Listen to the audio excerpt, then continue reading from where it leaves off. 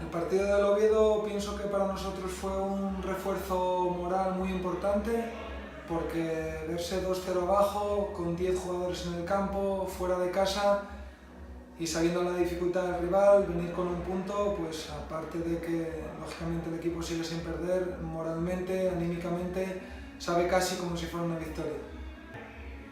Esperamos un partido tremendamente difícil. El Logroñés es uno de los aspirantes en nuestro grupo a estar entre los 4 primeros, pero para nosotros es una competición muy bonita. Nos costó muchísimo trabajo el año pasado clasificarnos. Estamos ante nuestra afición, sé de historias que cuentan los aficionados más veteranos de que aquí en Copa del Rey siempre se hacían grandes partidos contra el Sporting, contra el Athletic de Bilbao, entonces estamos tremendamente ilusionados. Vamos con muchísimas ganas, sabemos de la importancia tanto a nivel deportivo como económico de pasar esta ronda, entonces estamos muy motivados y con esperanzas de seguir en esta competición tan bonita. Yo creo que es la diferencia que se puede marcar. El Logroñés es un auténtico equipazo, sabemos que también tienen mucho interés en esta competición, pero tenemos que reducir la distancia tan grande que hay con ellos, con la gente.